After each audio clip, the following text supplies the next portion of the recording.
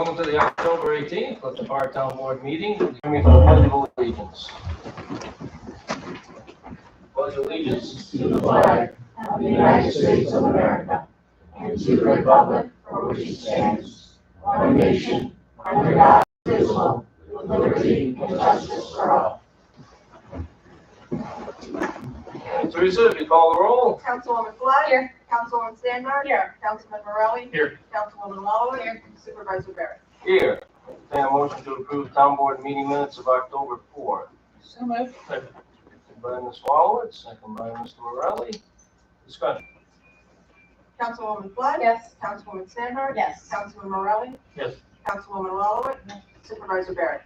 Yes, a few communications and announcements. First, unfortunately, we had inclement weather Saturday night, which canceled a town event. The Bump in the Night event has become a large family event each year, and we were sad to have to cancel that event.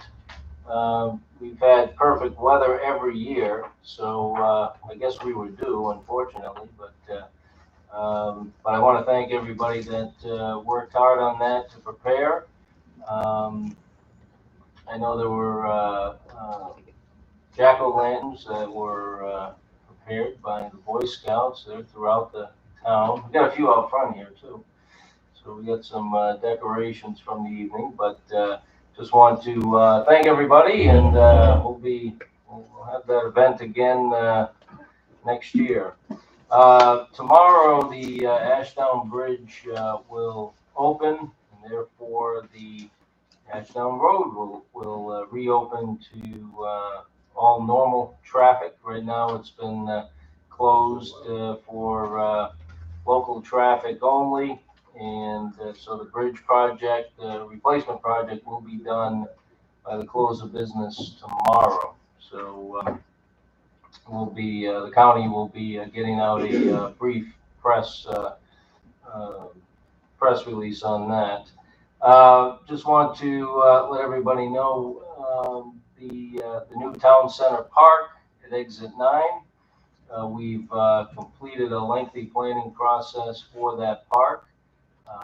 And subsequently, we have allocated funds to make it happen. And we've scheduled a workshop, which will be the 27th from 6 to 7:30 at the Clifton Park Senior Community Center on the Common. So the workshop will be an opportunity for folks to come in and view the plan if they haven't seen it already, and provide some additional input before we begin the bidding process and go to construction to develop that park. One other thing, Grooms and Fisher Ferry. It's a county project, but there will be a traffic light installed at Grooms and Fisher Ferry. It's been delayed due to supply chain issues, just like many other things, unfortunately. But that'll be underway tomorrow, and they'll be working for the next couple of months to get that traffic control measure installed. So that's going to be starting tomorrow. There'll be little or no interruption to normal traffic passing through that area during construction. So that's good news. Any other communications or announcements? I wanted to thank Yes. Dan Clemens for helping to finally get all the repairs on the Grooms Tavern done. The roof is done, the porch is done, it looks amazing, and he stayed on top of the builder to make sure it was done. And then I'd like to thank Matt Andrus for helping us get Wi-Fi in the tavern. So our 1700s building now has 21st century technology. So that will help with programs and any business meetings that are held there. And I think we should also mention the passing of General Colin Powell today. It's a sad day for our country. He helped shape national security. He was a great leader and great American. Well, very good. Anyone else? All right, Bill, you want to lead us off tonight? Red Ribbon Week from the Clifton Park Elks. How you doing? I'm doing good. All right, Bill Tierney is here representing the Elks Lodge. So tell us about Red Ribbon Week. Well, Red Ribbon Week is basically a celebration or awareness of drug awareness. It basically started back in 1988 due to a death of one of the DEA agents that was kidnapped and murdered back in February of 1985. Congressman Duncan Hunter and a friend of Camarillo, Henry Lonzo, basically formed Camarillo clubs. The campaign actually was formalized in 1988 by President Ronald Reagan and his wife to make Red Ribbon Week, which is October 23rd through October 31st, a regular celebration. Basically, recently, in the last couple of years, they have extended this to the entire month for drug awareness. And as I have given all of the members of the board and Tom, the ones that are not our members already for the Elks Lodge, there's applications and there's also red ribbons. Always recruiting. Always recruiting. Well, let's put it this way. Never let a recruiting opportunity go to waste, right? Of course not. The thing is, we also have our drug awareness chairperson is actually Matt. Oh yeah, and he's going with me to another town presentation on Wednesday. And the thing is, we actually, through Craig Masterson, you want to pick on the idea of going for new members, at our Elk Oktoberfest that we had on Saturday, that we have 4 paid applications and we have another 7 applications people picked up and are going to be returning. Very good. So we're doing a pretty good job. Yeah. And then the thing is, I definitely wanted one to bring over for Anthony for his major reason, because the thing is, he retired. If he retired, I mean, he needs something else to do. It was just for one job. I still have another job. And kids. I have a lot of jobs. But thank you. We thank you. Thank you for Any your dedication to this project. Thank you. And we have a resolution. If you want to. Resolution number 237 of 2021, a resolution proclaiming the week of October 23rd through the 31st, 2021 as Red Ribbon Week in Clifton Park. Whereas alcohol and drug abuse in this nation has reached epidemic stages, and whereas it is imperative that visible, unified prevention education efforts by community members be launched to eliminate the demand for drugs. And whereas the National Red Ribbon Campaign offers citizens the opportunity to demonstrate their commitment to drug-free lifestyles, which means no use of illegal drugs, no illegal use of legal drugs. And whereas the National Red Ribbon Campaign will be celebrated in every community in America during Red Ribbon Week, October 23rd through the 31st. And whereas business, government, parents, law enforcement, media, medical institutions, religious institutions, schools, senior citizens, service organizations, and youth will demonstrate their commitment to healthy, drug-free lifestyles by wearing and displaying red ribbons during this week-long campaign. And whereas the community of Clifton Park further commits its resources to ensure the success of Red Ribbon Campaign, now therefore be it resolved that the town board does hereby proclaim October 23rd through the 31st as Red Ribbon Week, and encourages its citizens to participate in drug prevention education activities not only during Red Ribbon Week, but all year long, making a visible statement that we are strongly committed to a drug-free town. Very good. I'll move that we approve the resolution with a second by the entire board for their approval. Okay, Teresa? Councilwoman Flood? Yes. Councilwoman Standard? Yes. Councilman Morelli? Yes. Councilwoman Wallowitz? Yes. Supervisor Barry? Yes. Very good. Thanks again, Bill. Appreciate you and the entire group of the Elks for what you do in the community and for this very important initiative. Thank you. Thank you. All right, we have two public hearings coming up tonight. Teresa, if you could read the legal notice as it appeared in the Gazette for the first one, please.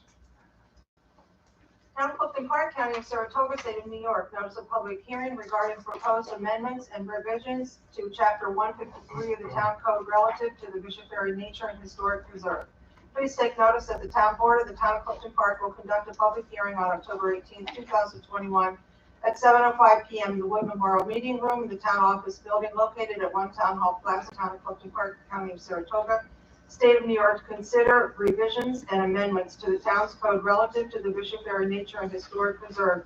The proposed legislation would acknowledge and accept a new and consolidated use and occupancy permit for the New York State Canals Corporation encompassing all Canals Corporation lands within the town and adding certain town-owned lands to the Bishop Ferry Nature Preserve for management purposes and continue for prohibits against deer hunting within the nature preserve lands. Copies of the proposed local law are posted at cliftonpark.org and are available for review at the town clerk's office during normal business hours.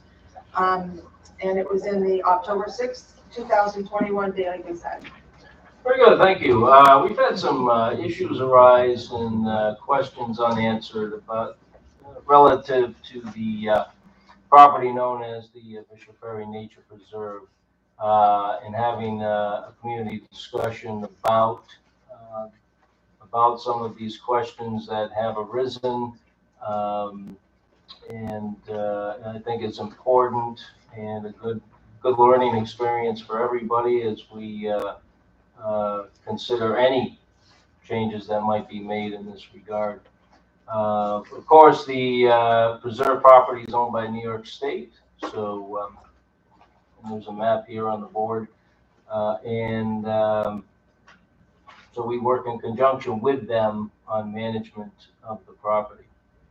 So with that, I'll ask our town attorney to review some of the questions relative to the preserve.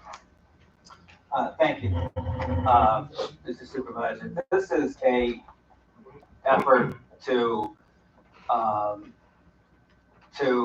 combine and consolidate really a handful of separate permits that were issued to the town of Clifton Park for the use and occupancy of the preserve.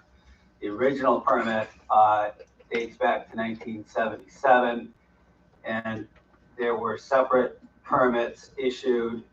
And the original permit in 1977 refers to well, the code, the town code that was adopted at that time refers to a specifically dated map, and the Clough Harbor Associates published a map. The Clough Harbor map is not dated, but it contains boundary lines. There were subsequent permits issued for individual projects, two separate permits issued in the 1990s to authorize the town to build the towpath, one on the west side of Ferry Drive to the border of the preserve, and the other one on the east side of Ferry Drive, which generally goes into the area adjacent to the Jacobson property, which the town subsequently acquired. If you line up the descriptions of those various permits and what the land and the land that is described as covered, it is not easy to clearly get a full picture. And it appeared to us when we were prosecuting or enforcing an appearance ticket that was written last year that there was a linear strip of land on the east side of Ferry Drive as you enter into the Jacobson property. In the Jacobson property itself, that was excluded from the original description and the original maps that describe the preserve. What was clearly omitted from the original permit is a restricted area that the Canal Corporation continues to use periodically to dump dredge spoils when they dredge the canal from time to time. They needed, in 1977, when they issued the first use and occupancy permit, they excluded that dredge spoils area from the preserve area because they wanted to continue to use it for canal operations from time to time. So when we were looking at this appearance ticket, and there was a question raised by the respondent as to exactly where he was standing when he was issued the ticket, or where he was hunting when he was issued the ticket, it wasn't clear to me that we could prove exactly where the ticket was written, and whether it was written in the area demarked on this map as preserved property or outside. The Jacobson property is clearly town-owned land, but it was never treated or dealt with in the town code. So if there was if the town enforcement staff, town security guards encountered someone on Jacobson property hunting, there wasn't a clear code section that they could write a ticket, even though the town policy had always presumed that there was no hunting on town lands. So the upshot of that was that I contacted the real property staff at the Canal Corporation and described the problem. We were trying to get original maps, and initially we were trying to get the original maps, and ultimately what they determined to do was to just issue one consolidated permit that would supersede the handful of existing permits and just delegate the use and occupancy and the management and operation of all Canal Corporation lands within the town of Clifton Park to the town of Clifton Park for management as the Bishop Ferry Preserve. And the only thing they asked of us was that we post the dredge spoils area as no public access, but that would also be no hunting, so no access at all. That permit from the Canal Corporation is not yet here. They've told us in correspondence that it's coming, but it's not here. This public hearing is to solicit input from the public on amendments that would contemplate that consolidated permit, but I should say it's not issued as of yet. And that's really the only changes in this proposed legislation, is just to eliminate confusion as to the boundary lines, to include the dredge spoils area within the use and occupancy permit, and to just issue a broader permit. The Canal Corporation permit, both from 1977 and all of the superseding permits, continue to prohibit all hunting except for the duck hunting by shotgun. So under the original and the subsequently issued Canal Corporation permits to the town, deer hunting was disallowed. So that is not a change in policy either. So really, that's the only, that was the reasoning for the proposal. When we did look at that, we noticed that the town had acquired 5 separate pieces of property, either the in-holding, which was the former Jacobson property, and 4 additional pieces of land that the town board had acquired for preserve purposes. The resolutions back in the early 2000s and late 90s, I believe, specifically referred to their proximity to or adjacency to the canal or the preserve as the reason for their acquisition. So they were never treated in the town code either. So this proposal incorporates those 5 pieces of property, which total about 77 acres, and designates those lands as part of the Bishop Ferry Preserve, even though they're not Canal Corporation property within under the permit to the preserve. So that's it. As you refer to the consistent town policy through the years, has been no hunting on town property. That hasn't changed. There's nothing contemplated in this hearing that would change that, other than the structured program we have each year, which is occurring now, which is the duck hunting in the preserve. That does continue this year.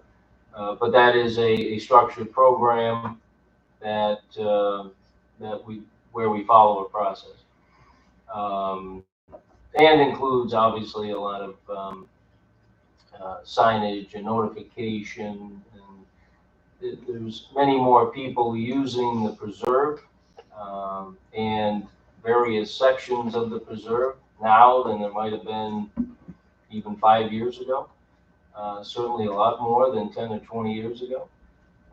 And so if we're going to have a structured program in the preserve that allows hunting, naturally we want to do everything we can to alert people that either use the preserve on a regular basis or nearby homeowners, because there are some nearby homeowners, property owners to the preserve.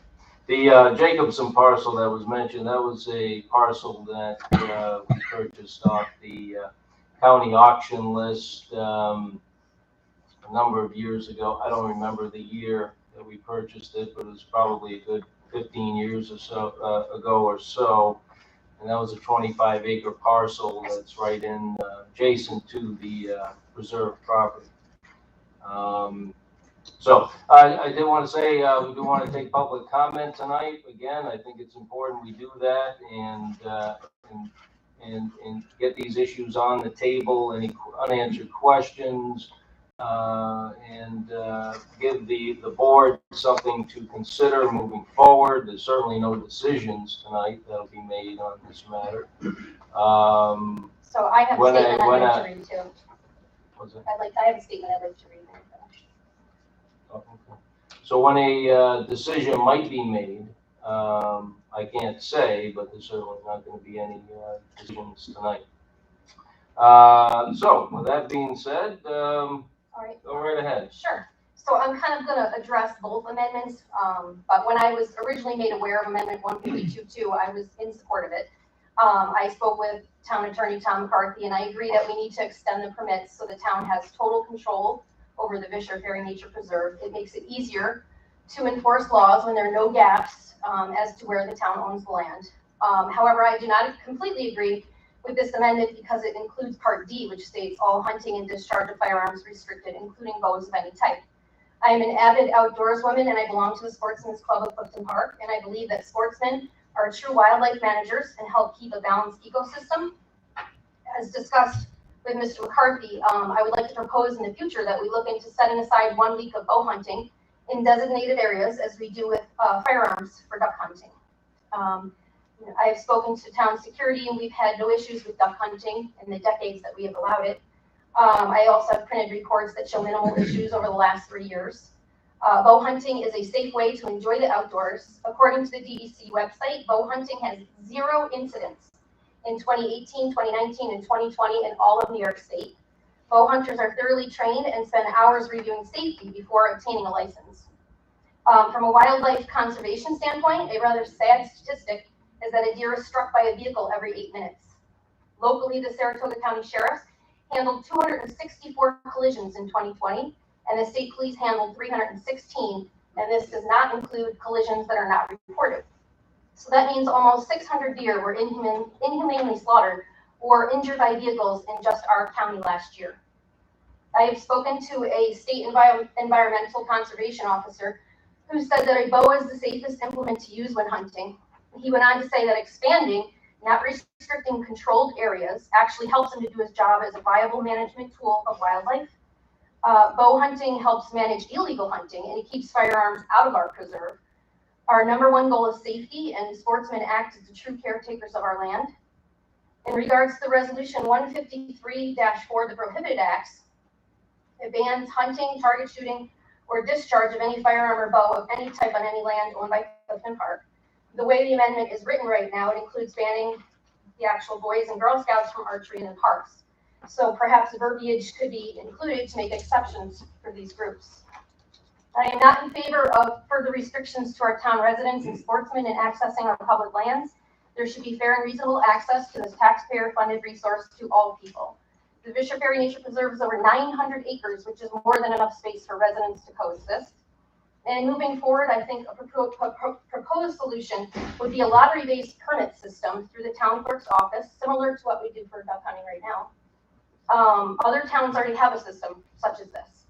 So before moving ahead and changing the codes, I would like to further discuss this with the board and the town attorney and see if it's possible to make a consideration to allow 1 week of bow hunting, hopefully by next summer, so that by next fall, possibly it could be put into place. Thank you. Thank you. Well, both can be true. As you said in the beginning, it is important to make sure that everybody is on the same playing field and that there aren't any gaps in the land that is covered by certain rules and land that is not. That doesn't make a lot of sense. So I agree with you on that, and I think from what's been included in this idea, that yes, I think that that's a very good step forward. But there's no hunting on town property or property managed by the town, but there's still duck hunting that is allowed every year. So it is important to take that step of incorporating all the lands together. Banning hunting might be the best option to get to the point where you can consider a program like duck hunting for bows in the regard that you discussed. So both can be true. You can have no hunting allowed in the preserve or town property, but then have a structured program, as you discussed, just as we have with the duck hunting. So they're not mutually exclusive, I guess is my point, if that makes sense. So, any other comments from the board at this time? Okay. All right. With that, we'd like to hear from you. If you'd like to speak, please raise your hand and we'll ask that you come forward. State your name and address for the record, and please keep it to 5 minutes or less. Yes. Good evening, Town Supervisor Barrett, members of the Town Board, Town Attorney, and Town Clerk. My name is Jennifer Andrus. I live at 28 Ashley Drive in Clifton Park, and I rise in opposition to the proposed changes in the Town Code to prohibit use of a bow in any way in town property.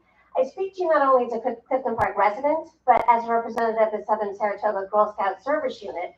I recently finished a 3-year term as the Service Unit Manager, overseeing the largest service unit in our council, comprised of 500 girls and adult members who live in Clifton Park, Half Moon, and Waterford. One of the activities the girls have liked the most and is the most popular is archery. We have trained instructors teach girls in a safe environment with boundary setting, with fencing, with appropriate safety measures. We also bring in instructors from Cornell Cooperative Extension and DEC to help us train and teach the girls and adults. Approving this change to the town code would eliminate all town park and preserve options for us to use to teach archery. The only other spaces available to us would be the private club in Clifton Park and our Girl Scout camps, which are located in Queensbury, Lake Luzerne, and East Greenbush. Recently, the Girl Scouts provided an archery activity during National Night Out on the Common in August as a part of our recruiting event. And we also did the same at the Veterans Park Pavilion in October as a recruiting event. If this code as written now were to change, we would have been fined $250 each for showing a child a bow and arrow. in the town park. Prohibiting any bow activity on town land would deprive our girls of this opportunity to learn the skill in our local community. We have to go outside of our community to do so. The prohibition of archery may have been an oversight or an unintended consequence of this code change. I implore the board to vote no on this matter and consider altering the code, change the permit to permit archery or targeting bow on town-owned land in a way that would be conducive to a teaching and learning environment with certain safety measures. Thank you. Thank you. In those two instances that you mentioned, the town was aware that the archery was taking place. As far as I know, it was intended for young children, so it was not a conventional archery that would have hurt anyone. What type of equipment were they using? It was a play set to show people, if you're interested in Girl Scouting, we do archery, and that attracted people to come to our booth. Yeah, because you said it was part of a town event, right? National Night Out, and Yeah, it has a space. Yeah. At the time.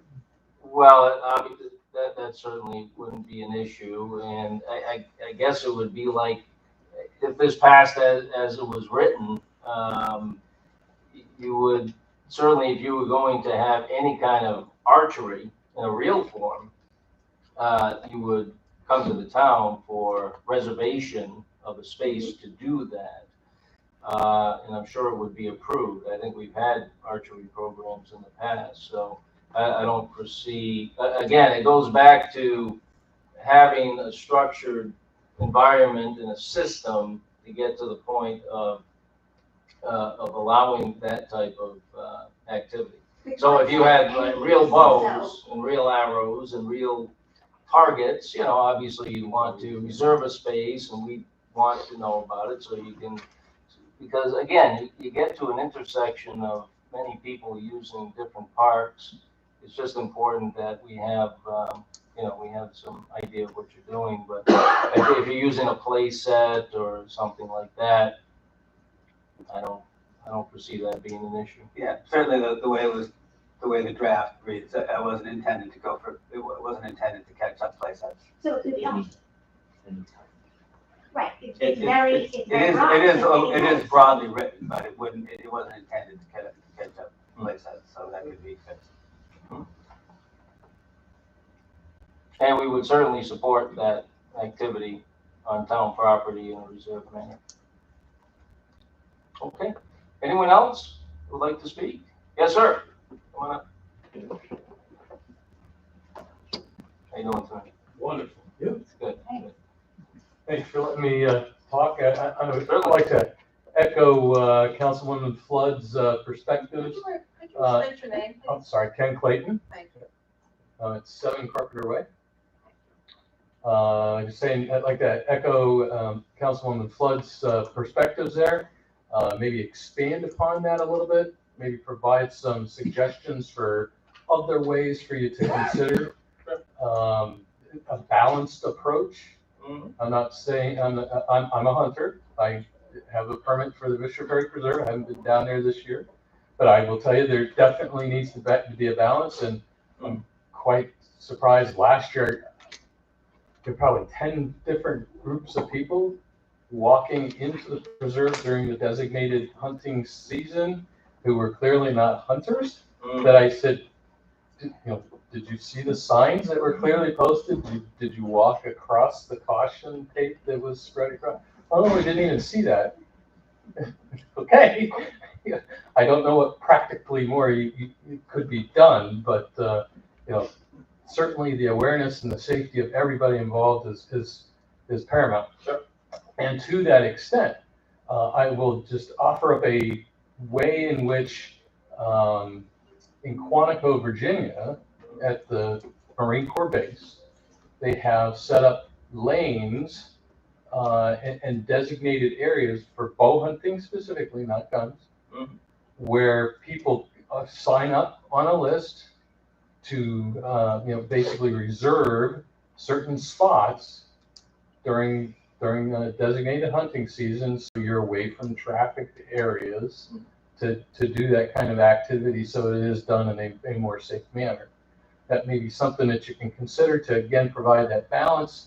you think about the management of deer Mm. versus whether with a car or a more humane way of managing the animals. Right. Something to consider. Thank you. Thank you. Appreciate that. Anybody else? Yes, sir.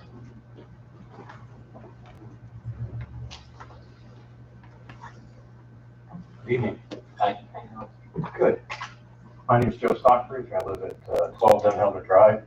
In review of these proposals, concepts, two things jumped out at me that were more questions than they were comments. Sure. This is an amendment to an existing code. I assume based on that there has been an environmental assessment done on this? No, not yet. Okay. Just generally, when I look at what DEC has put out there in the way of their state management plan, which was issued in May of this year, some of the goals in that plan are directly contradicted by this ordinance. The goals to promote hunting, to promote education, to promote the use of these resources. In addition, they issued in 2018 a community-based assessment document that can be used by communities to actually assess their deer herd health, use, control, and mitigate some of the adverse impacts of either hunters on non-hunters, but also on the animals and such on the environment.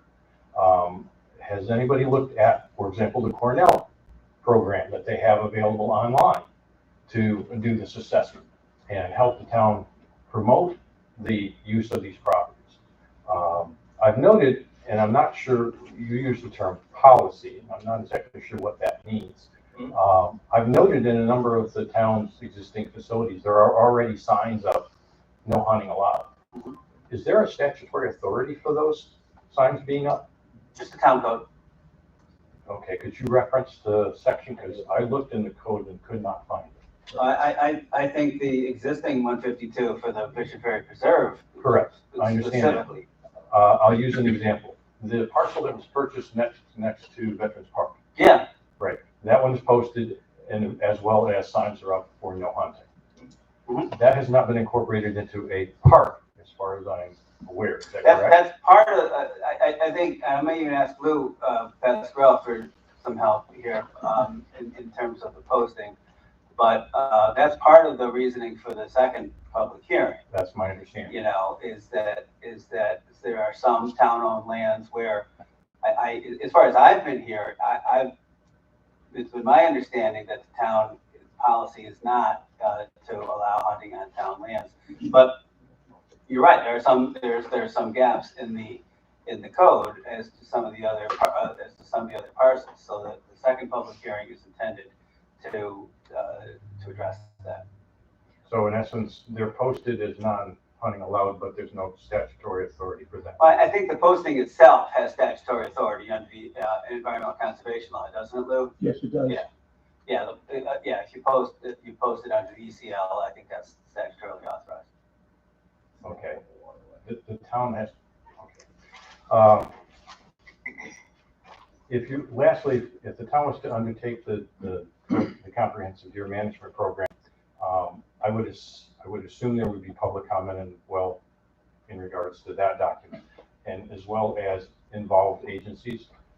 Has DEC been consulted in regards to? No, not yet. No. Okay. And lastly, one of the other speakers had noted that there are successful programs out there in the state as well as outside of the state which already do this type of activity with both bow as well as gun, by the way. But have we looked at any of those other programs to see if they would be amenable to use in a town situation such as ours? No, not yet. I would think, Joe, if we were considering a structured program like we have with the duck hunting, that would be information that would be very helpful in that endeavor. But I guess my question is, why prohibit it initially when we could allow within, as the council person mentioned, within a year, develop the program, we wouldn't need the prohibition. That's my point. Sure. Thank you. Understood. Yes, sir. Come on, please.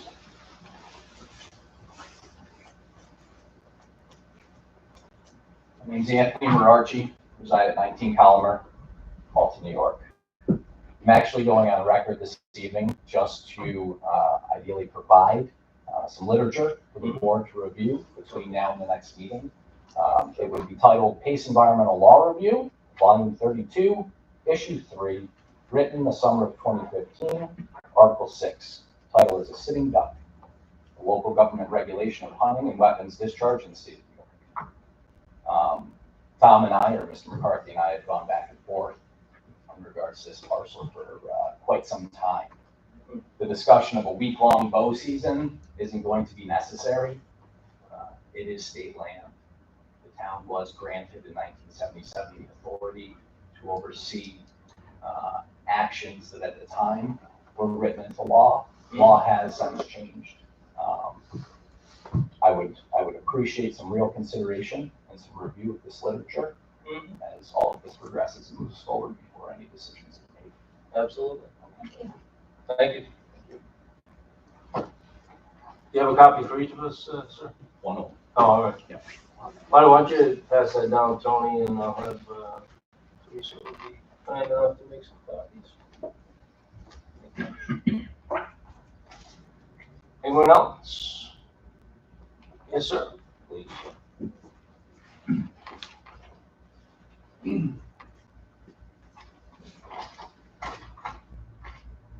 My name is Michael Krupski. I live at 55 Bayberry Drive in the town of Half Moon. I oppose any further restrictions on hunting or target shooting on the nature preserves of the town of Clifton Park. Adequate safety regulations are already in place.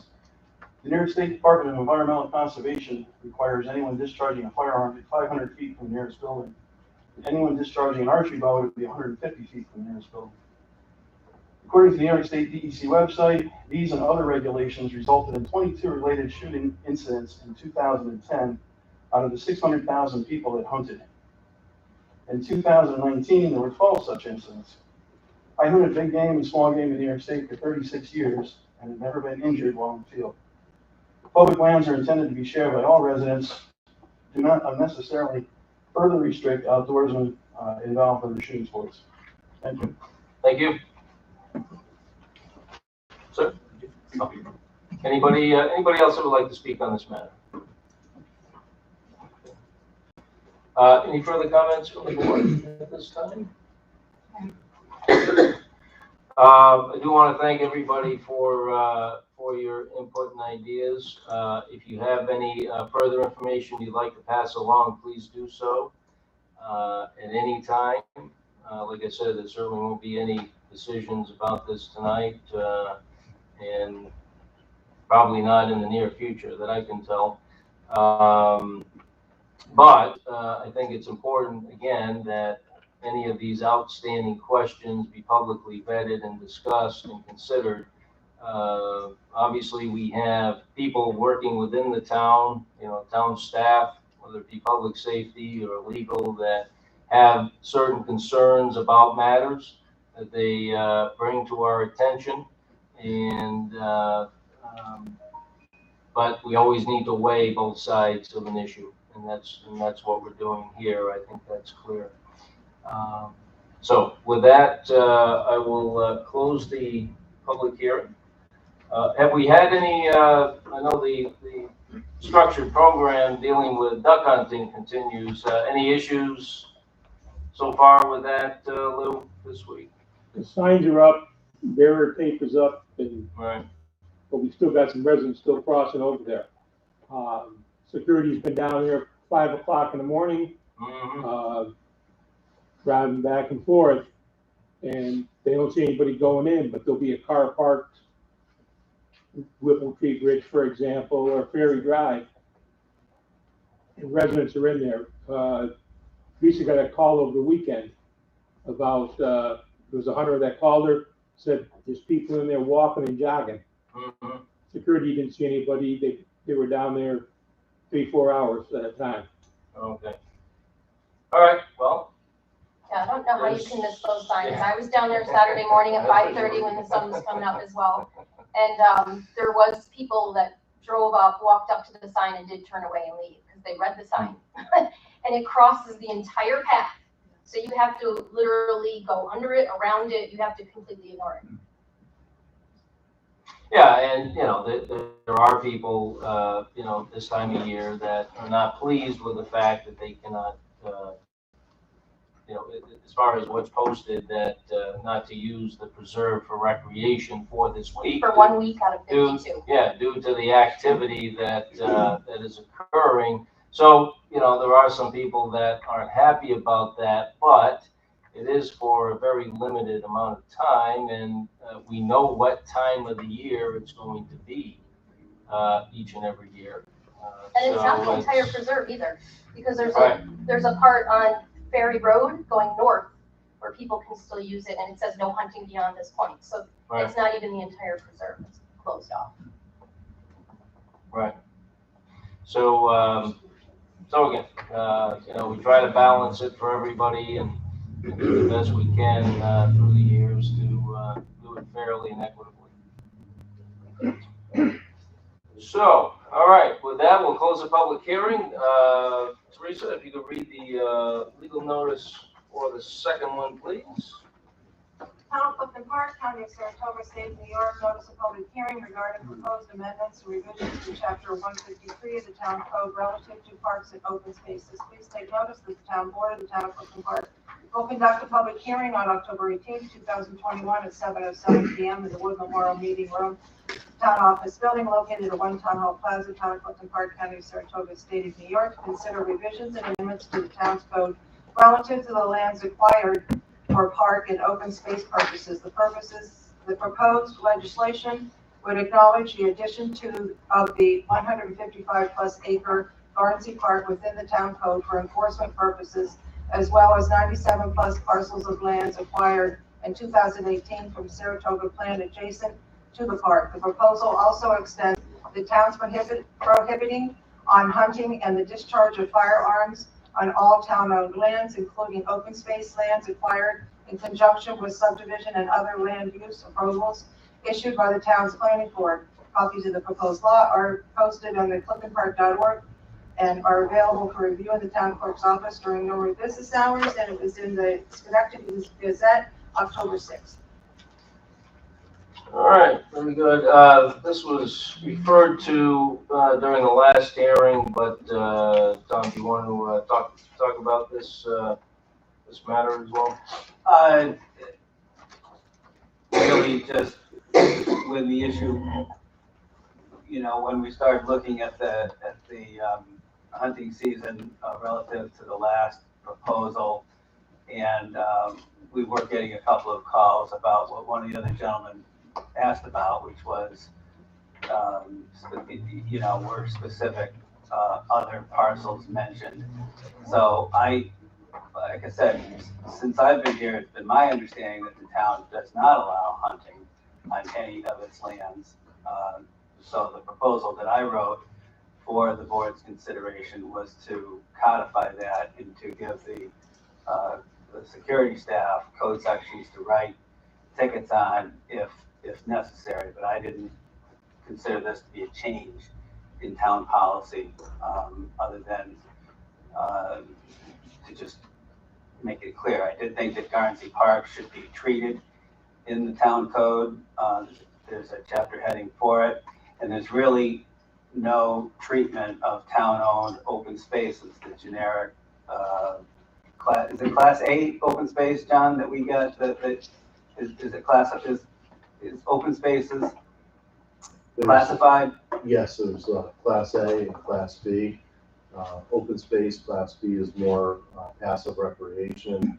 Class A is active recreation with organized sports. Right, okay, so there's a lot of open spaces that the town acquires by dedication through subdivision and other processes that aren't treated in the code. So I thought, since we're treating the subject, we should perhaps consider treating it comprehensively and give those sections, those lands, a section in the town code for future boards to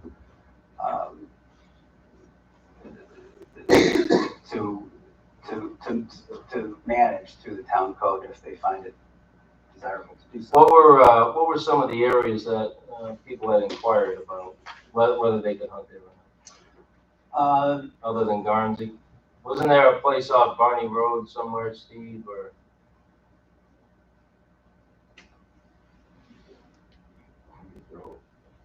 No? I've gotten a couple of calls about some generic open spaces. Any others in particular, open areas in neighborhoods where? The question was just open spaces, town-owned open spaces. Oh. Can you hunt on town land? Right. Okay.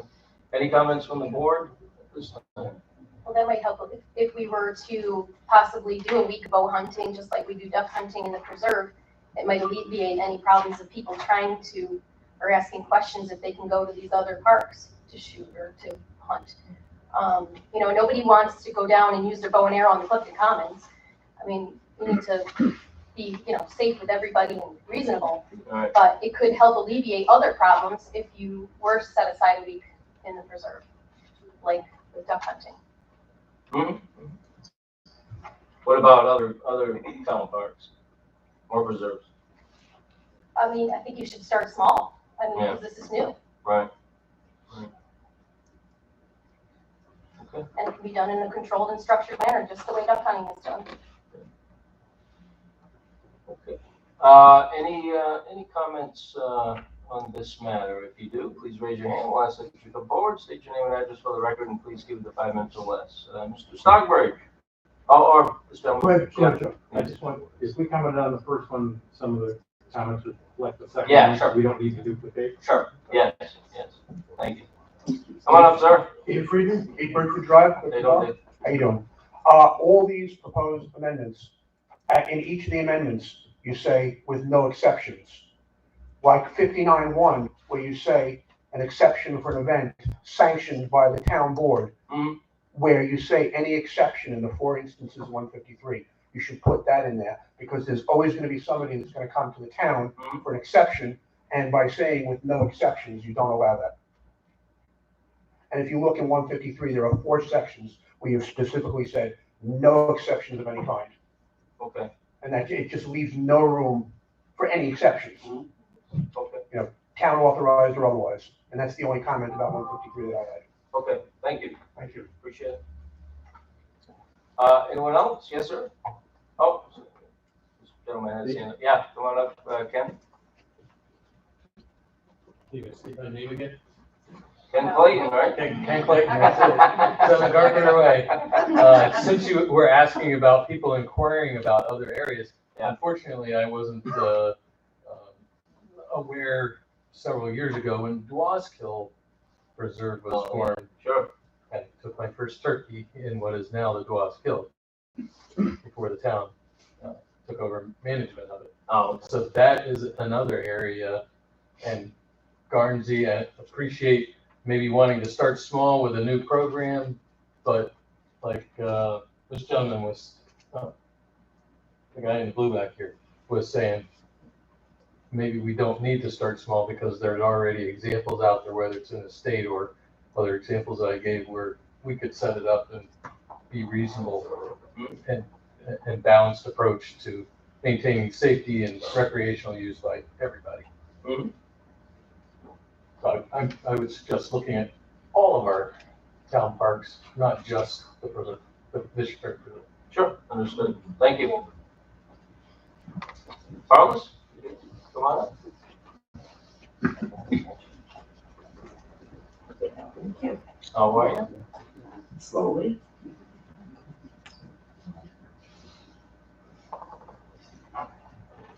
I'm Marlis McGinnis. I'm chairman of Clifton Knolls, Mill Creek Park District. I have 2 questions. Mhm. One is the hours. Mhm. Our board has voted, and we would like to say, no, we don't like 5:30 in the morning. We don't like 10 o'clock at night. We want daylight to dark. Mhm. And And the that's for the visitation in parks, right? I'm sorry, Visitation in the parks. visitation in the Yeah. parks. Yep. because nothing good happens after dark in those parks. We're little tiny pocket parks for little kids. It's not like the commons. We don't have any lighting. We don't have anything other than little kids swings, toys, little things to do.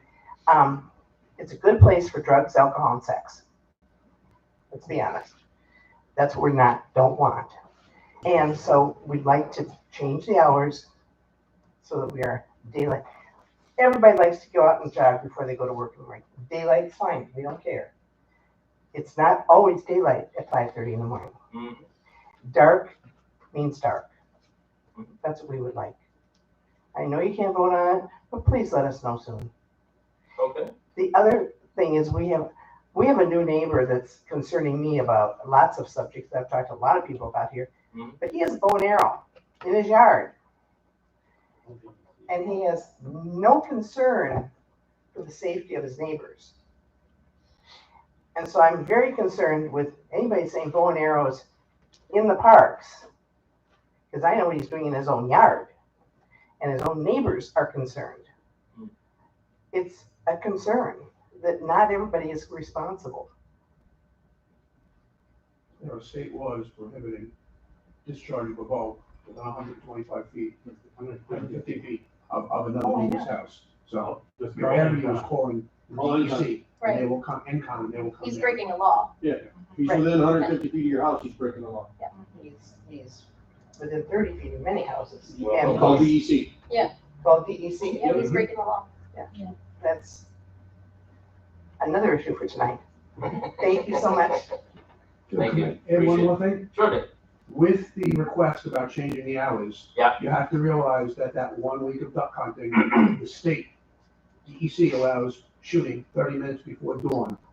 For that. 30 minutes after And sunset. 30 minutes after sunset. So if you're going to make an all-encompassing law that Mhm. restricts from dawn to dusk for parks, you need to take that into consideration. You can't apply it for everything.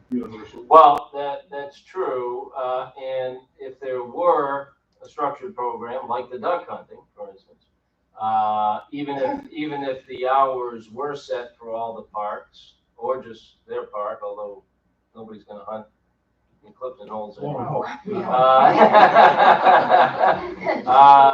Through a structured program, then you can override what those hours are for a specific period of time. But again, Um, as Tom said in 153, the way he laid it out, it says no exceptions of any kind. Unless the town board makes an exception. It doesn't say that in Wow. that provision. Well, I don't know that it would say that. You know, it's kind of like, you can't drink on town property. You can't drink alcohol. Well, 59-1 down says, property. except if the But- town sanctions an event. But the town board can approve that somebody can have alcohol and But it's notated in 59-1 regarding alcohol. I would just like to see it Sure. notated there. well, As well. we'll use So this. it doesn't. Yeah, tie we'll use to the board same teams. language, Yeah, it doesn't absolutely. tie to board teams. Absolutely. Did I really write no exceptions? Absolutely. Yeah. In 4 spots. In 4 spots. What, you can't find it? No, I just wrote for any reason. That's the way it was intended. No exceptions for any reason. Well, it just says of any type for any reason. It doesn't say no exceptions. But the reason for that is the existing code talks about target shooting, plinking, and a couple of other antiquated terms. So the thought behind it, the thought process behind it was just to make it clear for any reason. So if the scouts came to the board and they wanted to have an event at Guernsey Park, a particular weekend a year, based on what I interpreted that to be, and I'm not associated with scouts, there's no Right. exceptions of any kind, Which means no. which means no. It just needs to. Yeah. hands Yeah, go. We'll take another look at I that. understand that. Thank you. We can leave it at that. Yeah. Thank you. And when you look at those hours, and I very much appreciate what you're saying, recognize that people are gonna go into deer hunting, sunup is, let's say, 6:30. They go Maybe an hour you before. stand well before that, Mhm. so Oh, yeah. 5:30 might be, or And daylight would certainly be restricted. Yeah. Well, like I said, it would, if we were gonna do a structured program separate and above what the rules and regulations are for a specific amount of time, like duck hunting, those rules are changed for that type of activity, whatever it might be. So, yeah, so those changes would be made. Just a verbiage question. Or maybe I should say exceptions would be made. Just a verbiage. Yes, Joe. If you use specific hours, you can get into an issue with daylight savings time. Right. Right. Right, it is hard, it is. Time Yeah, changes. And daylight's changing 2 or 3 minutes every day. Yeah. So. Yeah. Yes, Marla? One question is, Yeah. we also did want to have it changed and have posting. We did want to post these for the parks. Sure. We have 3 little parks, and we'd like them on the entrances to our neighborhood too. And this really worked when we had the neighborhood watch, remember 5 years ago? Yep. Everyone said, oh, you know, you shouldn't put neighborhood watch up. Believe me, it helps, and it has done wonders for our neighborhood. And so I think to have this posted, whatever, you know, you guys agree on. Right. But when you and I talked, or I've talked to other board members, we've all said, it could be just the Knolls, because we are a big park. Mhm. We're 35 acres, and it's strictly, you can tell, for children. It's not, we're not duck hunting or anything like that. We're talking about kids. And so we're talking about daylight to dark. Right. And have the sign say daylight to dark. Mhm. Okay. Okay. And we'll pay for the signs, by the way. Okay. Sheila, did you want to come up? So one quick thing, I live by Locust Lane, there were signs posted there that the park is closed, it's only open from whatever the term is, from dawn to dusk. So I mean, that, wouldn't it be the same thing that would occur to all parks in the town? It's 10 PM, isn't it? Yeah. But there is 10 posted signs by the clubhouse, by Clifton Park. So I mean, I couldn't imagine why something similar to that couldn't be done for these 3 parks. Right. Okay. Sheila? I was gonna say, I'm not a hunter, and Could you state your name, please? Sheila Suazo, 12 Valencia Lane, Clifton Park. I'm not a hunter, and I asked the board to continue all the prohibitions against weapons, guns, and so forth. I think it's necessary, and we've had big growth in our population and density. And I think it really makes a difference, and I want to feel safe. The house I bought happened to have a couple of holes in the side and in the back from somebody using a gun to, I believe, shoot squirrels. I mean, people just do crazy things. So anyway, I support all the prohibitions against weapons. Thank you. Okay, thank you. Okay, anything else at this time? Yes, sir. Come on up. How you doing tonight? Good. Good. Tim Palmer, I live at 22 Northcrest Drive. I really didn't know what the issues were, and I felt compelled to come up and give you a little bit different story than the last 2 you've heard. Mm-hmm. Okay, so I'm an avid outdoorsman. I've been fishing, canoeing, camping, ice fishing since I was 5 years old. I love it. I'm conservation minded. I've lived in Clifton Park for 20 years. I have 3 kids. I coach youth hockey since 2007 at Clifton Park Youth Hockey. I'm God-fearing. And I've been a bow hunter for the last 8 years. And I did it because my 10-year-old son at the time came to me and said, Dad, I want to learn hunting. And I thought, what a great opportunity to spend time with my son who wants to learn hunting, teach myself the outdoors, combination of all the things I love, right? So I have an ethical responsibility, if I'm going to do that, to learn correctly, teach my kids correctly, to be able to discharge my bow. I'm a bow hunter. I don't own a rifle. I love bow hunting. I fell in love with it. That's what I like to do. Be an excellent shot so I can do a clean, ethical harvest. And that's what I do. I discharge my bow in my yard. I've paced it. I know exactly where the 150-foot line is. My kids discharge their bows in their yard, right? I am a professional. I believe I represent a majority of bow hunters that are in your community. When you go to your block party and meet your peers, there's bow hunters there. When you go to a school event or a sporting event and meet, some of your kids' parents, and you make friends with them, there's bow hunters there. So I would enjoy an opportunity to go down to Bishop's Ferry. And I would be opposed to anything that would further restrict town properties, because I think, and as Amy mentioned, fair and even access for all sportsmen. And I represent a majority of sportsmen in this town. Thank you. Thanks, Tim. Thank you. Appreciate it. Anyone else? Okay. Any last comments from the board at this time? Okay. Well, I do appreciate you all being here and providing us with information and ideas, whether it's on hours for parks or the issue of hunting on town property. So very much appreciated. Like I said, there'll be no decisions tonight. If you have any additional information, please send it along to us. We'd like to have it.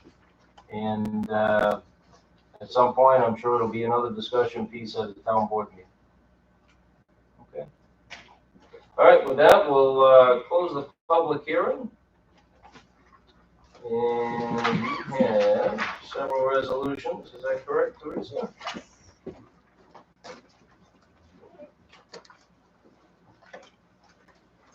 A resolution approving award recommendations from the Community Action Fund. Whereas by resolution number 46 of 2019, the town board established a Community Action Fund committee to offer opportunities to back nonprofit community programs and organizations that support people of Clifton Park. And whereas by resolution number 92 of 2019, the town board approved the criteria for selecting and granting awards, which may range from a minimum of $250 to a maximum of $1,000. And funding is generated by the donation of bottles and cans redeemed for a deposit.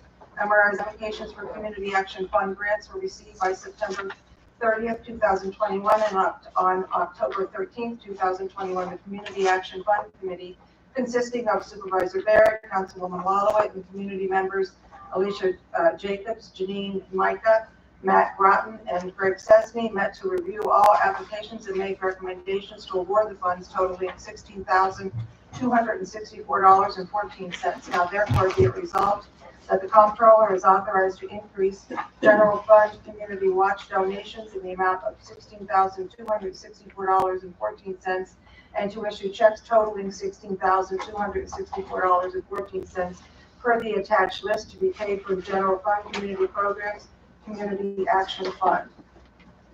A resolution designating a portion of the town's funds from the American Rescue Plan Act of 2021 to projects as authorized by the Act. Whereas by resolution number 192 of 2021, the town board accepted the municipal share of the American Rescue Plan funding from the first installment of $1,854,334 received on July 16, 2021. And whereas on July 28, 2021, the supervisor convened a working group of town department heads to solicit high priority projects and categories eligible for funding under the federal legislation and final rule as published by the U.S.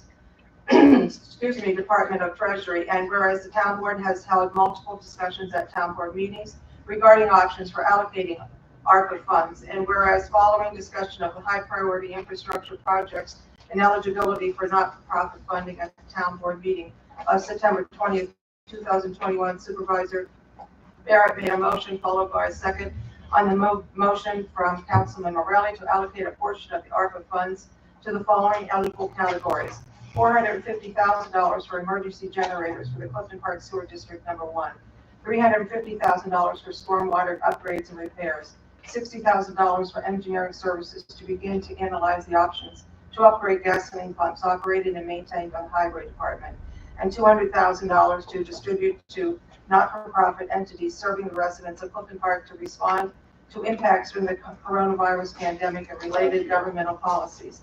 And whereas following discussions of the resolution for consideration, the matter was tabled by unanimous vote. And whereas the town board has discussed priorities and projects in detail and wishes to proceed with dedicating a portion of the ARPA funds received in 2021. Now therefore be it resolved that the comptroller is directed to segregate $1,060,000 for the ARPA funds as follows: up to $450,000 for sanitary sewer improvements, up to $350,000 for stormwater upgrades and repairs, up to $60,000 for engineering services for the highway department gas pumps, and up to $200,000 for not-for-profit organizations serving Clifton Park residents. A resolution authorizing the town supervisor to file commitment documents with Saratoga County for collection of the town's share of the 2022 sales tax revenues. Whereas the town of Clifton Park is required to file commitment papers regarding the collection of sales tax revenue for 2022. Now therefore be it resolved that the Clifton Park Town Board hereby authorizes the collection of sales tax revenue to be paid in cash for 2022 from Saratoga County, and be it further resolved that the town supervisor is hereby authorized to file the appropriate documents of commitment with Saratoga County. A resolution adopting a local law amending the town's zoning code to authorize the installation of solar energy systems and equipment in certain zones.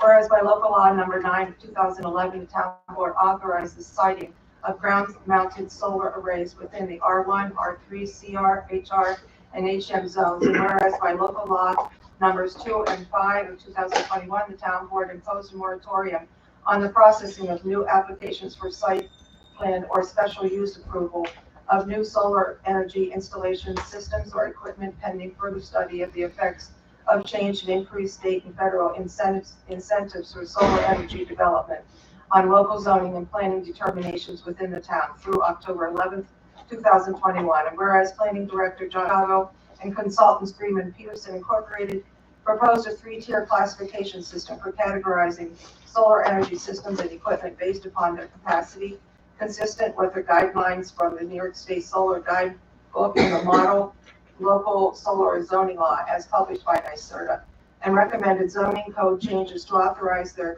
construction within certain zones based upon such classifications. And whereas the proposal included several defined terms relative to the review of the solar energy projects and mitigation measures to be considered. And whereas a public hearing was held to solicit the input and views of the community relative to the proposal on September 7, 2021 at 7:05 p.m. Now therefore be it resolved that local law number 6 of 2021, a local law amending chapter 208 of the town zoning code as attached is hereby adopted effective November 4th, 2021. A resolution scheduling a public hearing on a proposal to amend the town zoning code to authorize the installation of solar energy systems and equipment in certain zones. Whereas by resolution numbers 2 and 5 of 2021, the town board imposed its moratorium on the processing of new applications for site plan or special use approval of new solar energy systems or equipment pending further study of the effects of the changed conditions in the renewable energy industry for zoning within the town, as well as building and development department reviews and fees. And whereas the town building and development department and planning department have reviewed the steps necessary to review solar energy systems and equipment applications and have reviewed fee schedules for other municipalities within the state. And whereas staff have also reviewed available literature, model solar zoning laws, and recommended fee structures for the issuance of building permits. And whereas commiserate with the expiration of the town's moratorium on the processing of applications for the siting and construction of solar energy system projects, Director of Building and Zoning, Stephen Myers, has recommended that the town board consider a proposal to adjust building permit fees for Tier 3 projects above 25 kilowatts of capacity AC per the attached exhibit. And whereas the town board wishes to schedule a public hearing to solicit the views and input from the community on the proposal. Now therefore be it resolved that a public hearing will be held on November 1st, 2021 at 7:09 p.m. on a proposal to adjust building permit review fees for solar energy systems and equipment per the attached draft legislation. A resolution authorizing the supervisor to sign the Saratoga County Trails Program grant award for supporting the restoration of a neighborhood connector Trail in the Summerhill, the Oaks, and the Wishing Well neighborhoods. Whereas the planning department has submitted a grant application to the Saratoga County Trails Grant Program for funding assistance to advance a project to rehabilitate and restore a multi-use path connecting the above referenced neighborhoods. And whereas by resolution number 234 of 2021, the County Board of Supervisors awarded $10,000 to the town on a 100% matching basis. And whereas the town board supports the project and is supportive of the local match portion of this project, now therefore be it resolved that the supervisor is authorized to execute the attached grant funding contract with the County of Saratoga. A resolution scheduling a public hearing to consider the 2022 preliminary budget.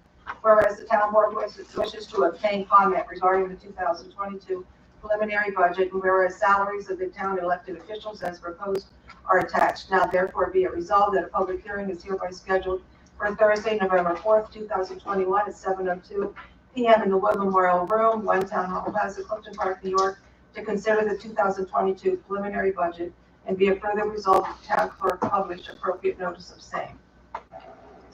A resolution to authorize the supervisor to sign a youth service project agreement with the County of Saratoga to accept grant funding for town-sponsored programs that are facilitated by Captain.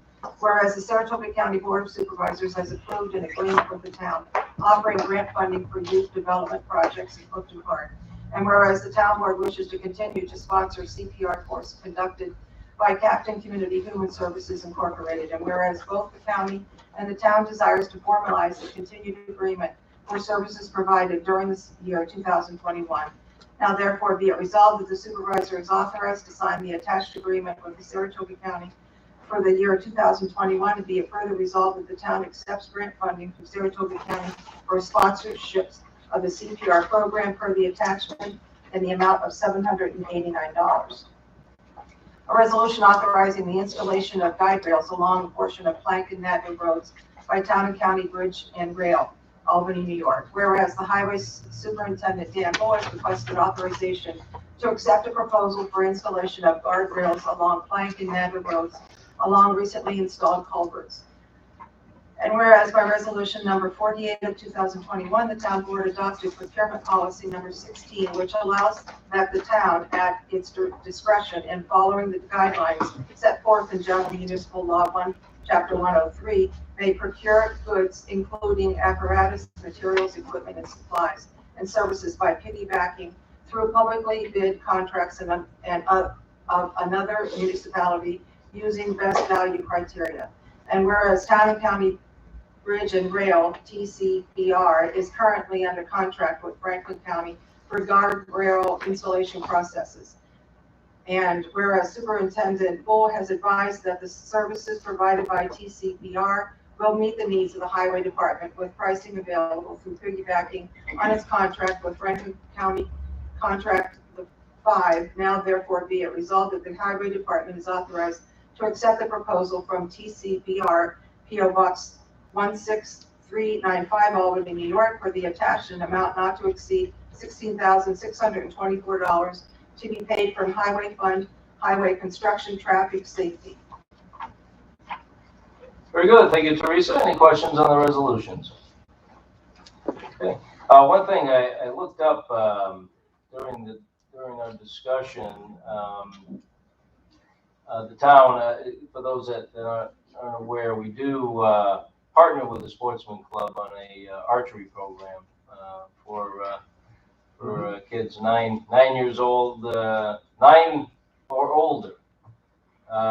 Program is sure to be fun and informative for beginners as well as experienced archers. It's increasing it to 2 sessions now. Yeah, yeah.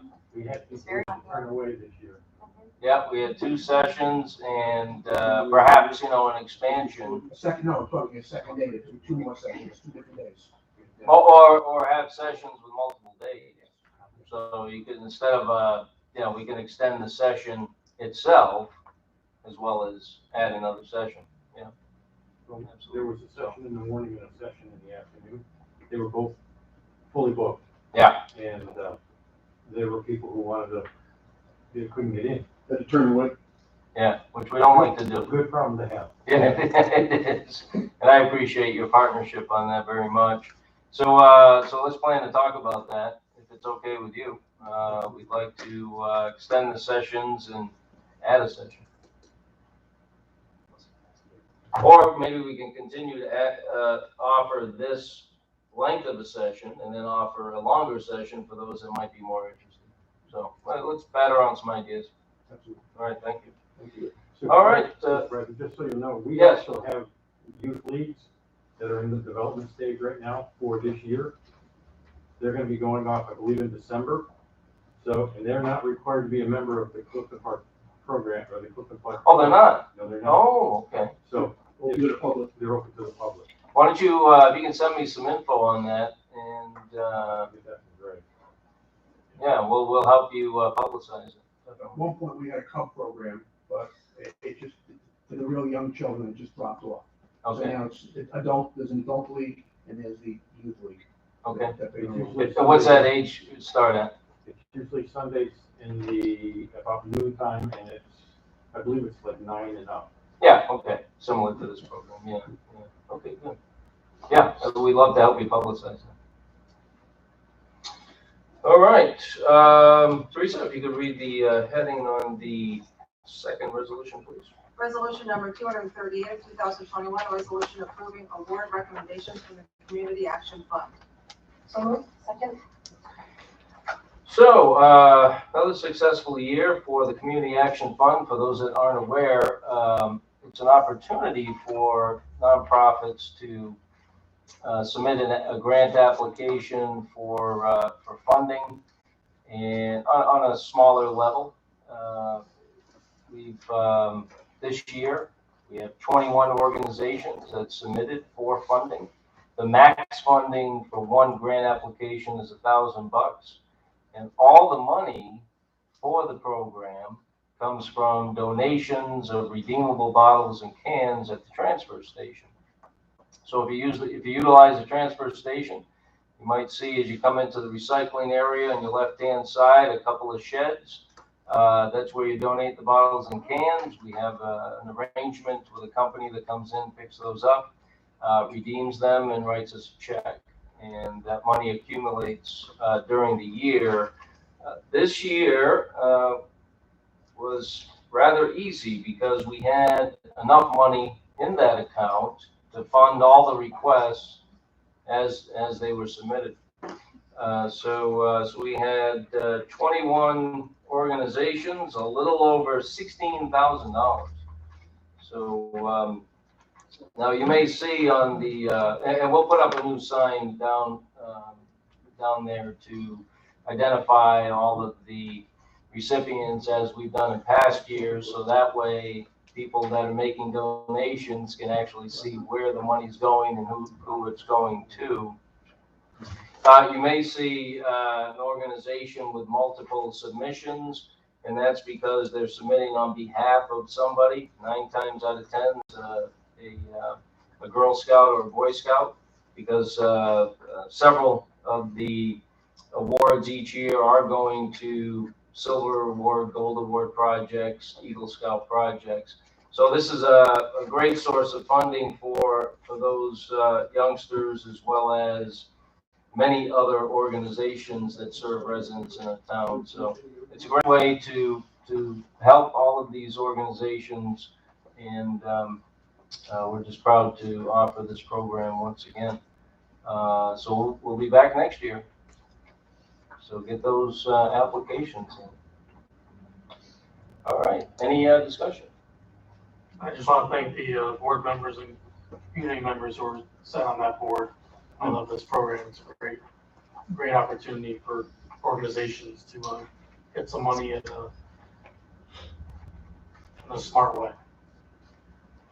Yeah, there's no public monies. Well, no, I guess it's considered, once it hits our bank account, it's public money, but there's no tax money that is used, or no general fund monies that are used. It's, as I said before, it's purely money from the redemption of bottles and cans donated by all of you.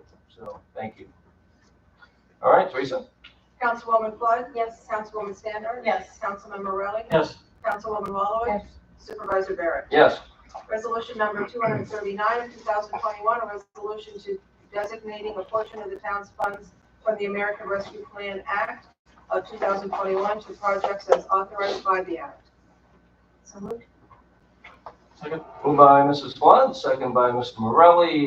This follows up on discussion at the last town board meeting, which followed other discussions we've had as far as ideas and options for allocating funds from the town's portion of the ARPA program. Those are federal funds as part of the Recovery Act that have been allocated to all participating municipalities throughout the country.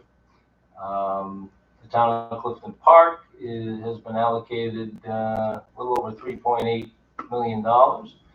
And the discussion that we've been having really centers around a couple of different topics. One is assisting nonprofits in our town who have been negatively affected by the pandemic. The other is infrastructure. There are certain eligible uses allowed through the program as spelled out by the Treasury Department of the United States.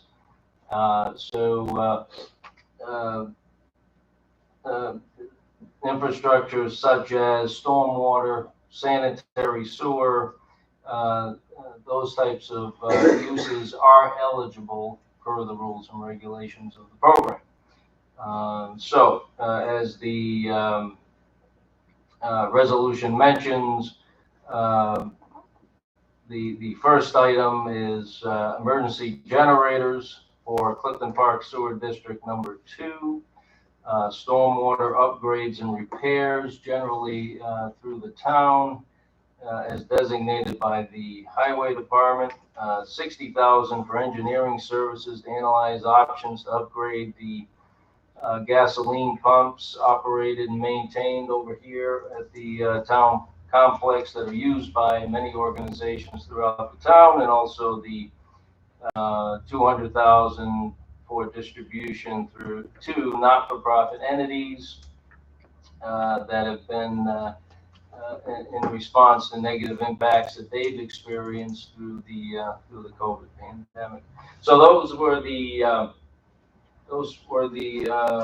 specific areas that we discussed at the last meeting, and so those are up for consideration today. One thing that I sent the board as an update from the last meeting, in discussion with Mike O'Brien, we had mentioned before utilizing perhaps bonding as well as cash in the ARPA funds to make those ARPA funds go a little further. In August, there was a kind of a basic plan that Mike had put together, utilizing information with the priorities that he has established for the sewer department and the projects that he believes should happen next. So along the lines of this $450,000 for sanitary sewers we discussed at the last meeting, he did propose using $150,000 in cash from sewer district number 1 and 2 that would then would allow for another $150,000 to be used for a project at Barney Road South at Grooms to the county pump station on Grooms. He had that project estimated at about $125,000. So if we used $150,000 in cash to offset some of the cost of those generators for the pump stations, we could also accomplish this other priority that he has listed here in Clifton Knolls. That's not part of the resolution. The resolution speaks to the 4 different segments of town operations and the amount that is considered for allocation. Any discussion? Yes, Mr. Supervisor, Yes. I'd like to make a motion to amend this resolution that's on the floor, Resolution 239, There's a couple of inaccuracies in the resolution as it is written. And I have copies for the board, I have copies for department heads if they would like to have them. There we go. I'll wait till you have those copies before I go over those, my proposed amendments, but that is my motion. If,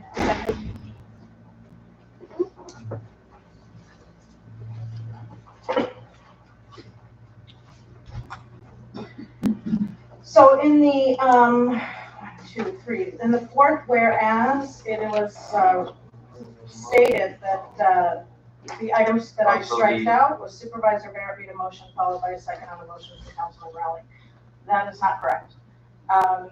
According to the minutes that we approved from the September 20th meeting, the correct verbiage that should be in here is Councilman Morelli made the motion, followed by a second on the motion from Supervisor Barrett. So just wanted to clarify that as it is in the minutes from September 20th. I've got the minutes here if anyone is interested, but it's in there. My second change that I'd like to see with this in my proposed amendments is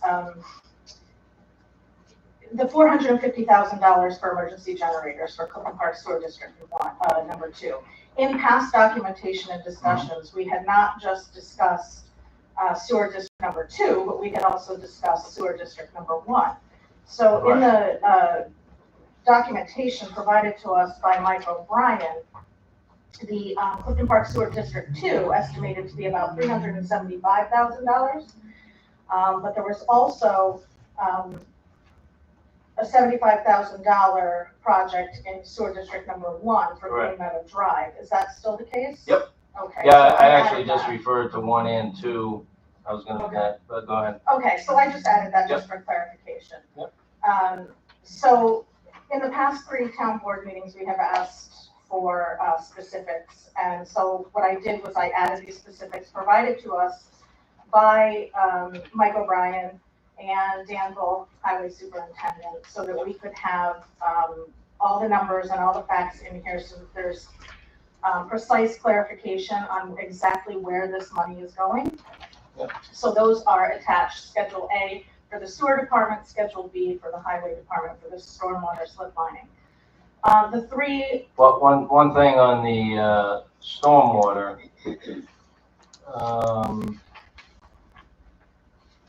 Oh, okay.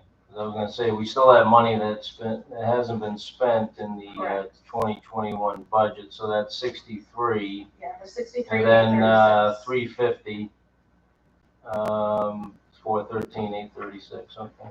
Yep. Right. So according to Highway Superintendent Dan Bull, there is money in his slip lining line in the 2021 budget, so that's why I just put it down there. Okay, so that at the bottom. that plus the 350 in the resolution adds up to that number. Yes. Yep. Correct. That is correct. Okay, so in the so that's Schedule B. And then Councilman Morelli and I, we are still working on the grant funding application. We have not completed it. We're hoping to get that completed by the end of this week. So we'll bring that to the board for approval. So I just added that last section to the nonprofit section. So $200,000 after what Teresa had read to distribute the not-for-profit entities. I just added pursuant to town board approval and adoption of grant funding applications. So the grant funding application draft that I had circulated in July, are there any particular issues with that? Or? It was the Community Action Fund application, grant application process with just a new title. And yeah, to a large extent. Well, right, with some so changes. This, and like I had stated in previous meetings, I felt that it was necessary to clarify and to spell out in more specific terms the exact parameters that nonprofits need to follow when applying for these funds. We are allowing them to seek upwards of $10,000. We're granting $200,000. So I really think that this grant application, again, that Councilman Morelli and I have been working on, is going to be a little bit more specific and clear for nonprofits when they come to apply for this money. So is it the limit on the dollar amount? No, there's no, no, The that has issue, not or- changed, no, Oh. no, just, we wanted to make sure that the parameters were spelled out. The COVID-19 impact that was had on nonprofits. Yep, that's in And there. just, right, exactly, and then specifying exactly what kind of nonprofits can apply. Mhm. So it really is just spelled out so that there's no question. And then we're protecting ourselves in the process so that no one has any questions about, this money that we will be granting. So no change in the amount. Oh, okay. Now I had read some information at the last meeting that, pulled up as far as the definition of a nonprofit, so. Right. Thank you. So you can add, so you can add that to, the application as well. Okay, very good, thank you. Can I just add to that? Yeah. Yeah, I think the edits that we put forward will add to the board by the end of the week. I think it does just add some granularity and some specificity to it that I think is helpful given, you know, the nature of the funds. We added a ranking system to the application. Again, it'll be a proposal for the board, but really trying to get across that the COVID-19 impacts and organizations that were negatively impacted by that. And then really, you know, looking at low income, you know, vulnerable populations, those with disabilities and things along those lines would have higher rankings. So I think we're almost there. We'll have it for the board to review later this week. I think it'll be a good product. It'll be, you know, just add some more granularity and specificity, but still the same general direction that was intended. Absolutely, yeah. And thank you, Councilman Morelli, for that clarification. The last proposed amendment that I have is in that second to last whereas. You had stated, whereas following discussion of the resolution for consideration, the matter was tabled by unanimous vote. There was no resolution. There was no resolution presented on September 20th. You had asked, I don't know what it was, but there was nothing there. We did not have a resolution before us. So I just struck that from that second, from that whereas, just to read, whereas following discussion, the matter was tabled by unanimous vote, which it was tabled by unanimous vote because there was no resolution before us. And we cannot spend money or designate money, allocate, segregate, appropriate without having a resolution before us. It's not appropriate. So those are my changes that I'd like to see. Do we have a motion to, I made the motion. Yeah, second. now that they're spelled out? Okay. So, so are you confident in that order of the, motion and second? Because I don't remember offhand. Yes, I wrote it down. I don't, all right, because I don't remember offhand what the, so it doesn't. Are you talking about the whereas? Yeah, this one here. I don't remember what the order was. I guess it's.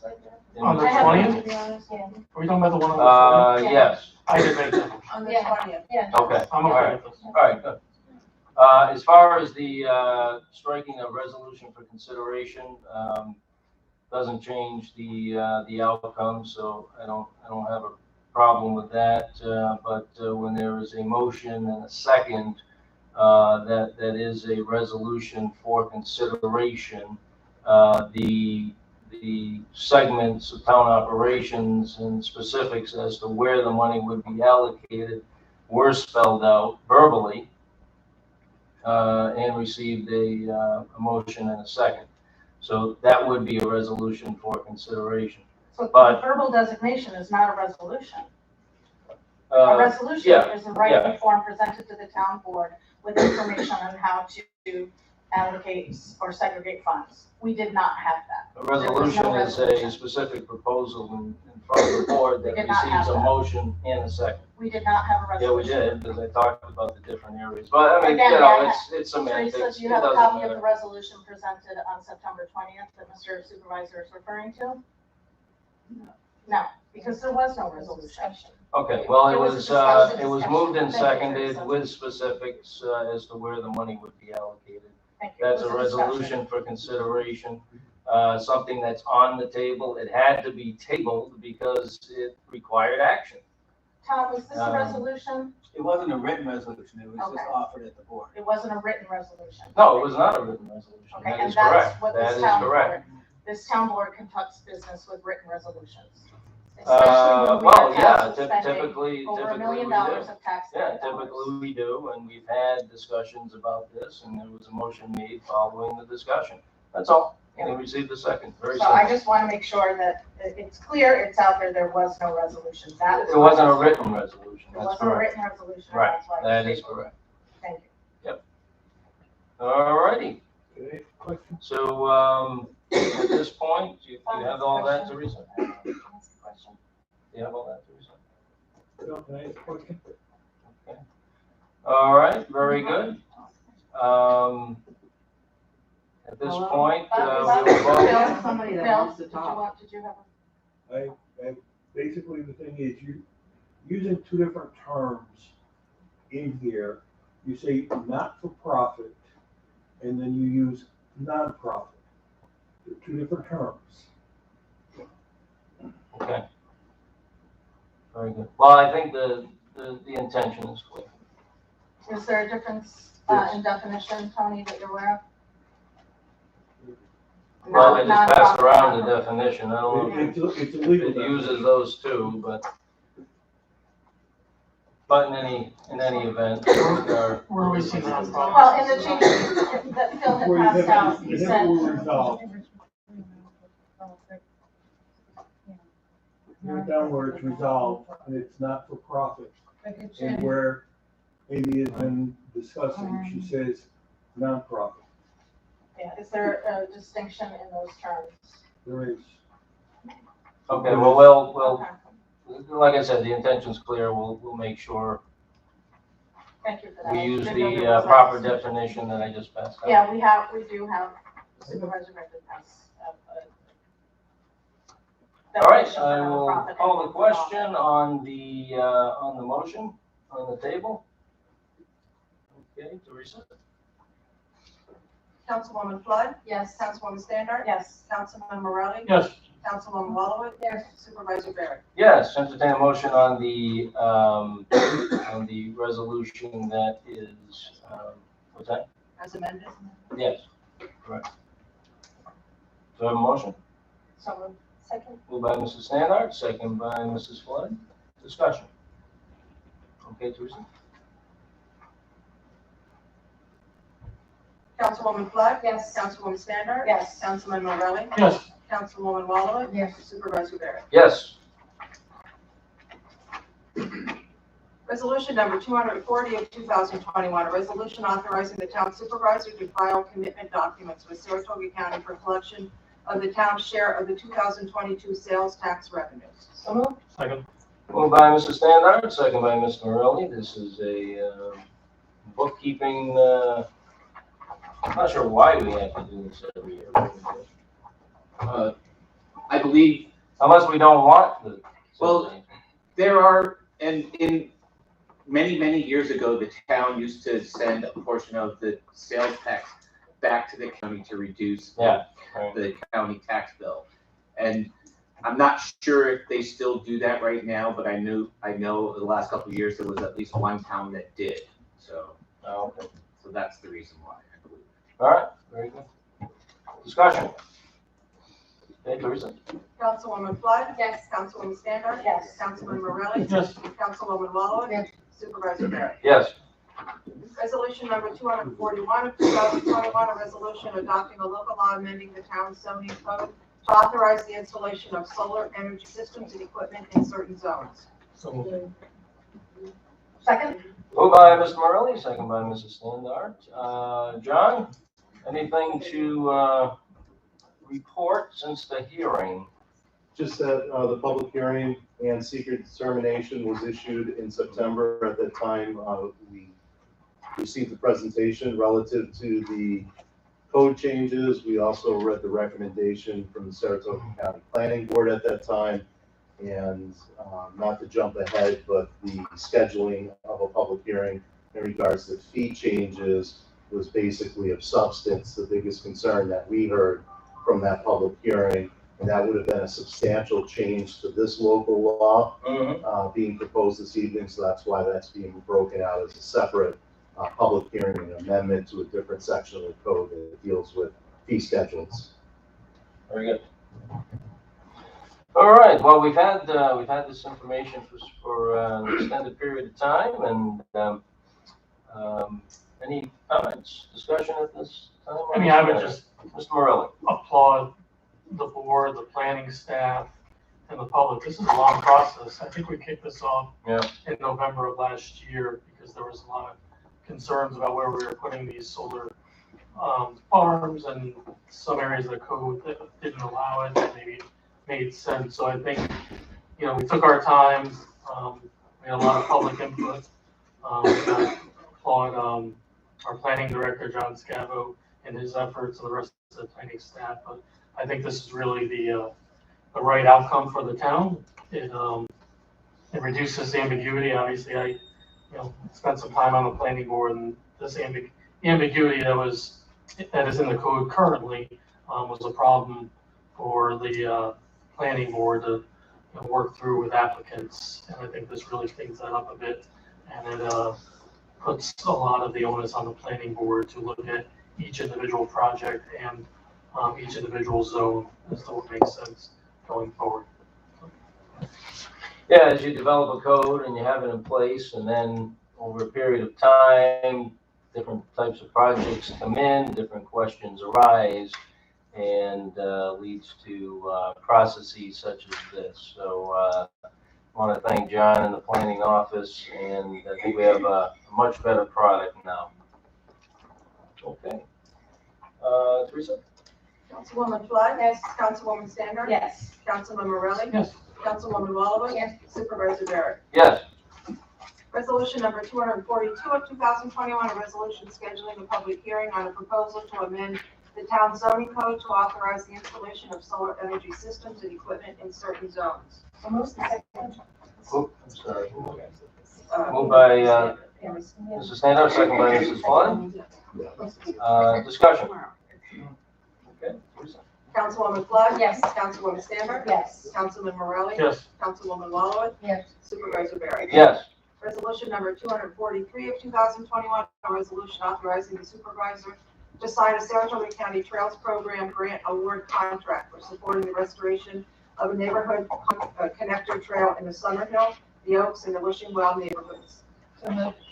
Second. Moved by Ms. Walowitz, second by Mr. Morelli. This money will allow the funds that we put aside each year in the town budget to go a little further as we continue to improve that trail system up through Summerhill, the Oaks, and Wishing Well. Any discussion? Okay. Teresa? Councilwoman Flood? Yes. Councilwoman Stander? Yes. Councilman Morelli? Yes. Councilwoman Walowitz? Yes. Supervisor Barrett? Yes. Resolution number 244 of 2021, a resolution scheduling a public hearing to consider the 2022 preliminary budget. So Second. Moved by Mrs. Flood, second by Mrs. Standart. Mark? How are things there? The old budget process. So the ending budget numbers for the preliminary budget are the same as the tentative budget. There is one adjustment in the general fund. One of the members of the Buildings and Grounds Department did not get in the initial budget, so we did insert that. What we did then is I decreased the amount of money the general fund is going to put into the highway fund. Okay, and then over at the highway fund, over at the highway fund, when I did the initial budget, I did not include any revenue in the budget that the highway fund would receive from working on the vehicles that the town has. So that's the difference. So technically, it's still coming from the general fund that's going to the highway fund, but it's not tax stabilization funds. And then the last change that I have on this right now is we did receive the Rexford Fire District budget, and I did not have that when we did the tentative budget. So the number that you see in there is what they are requesting us to levy.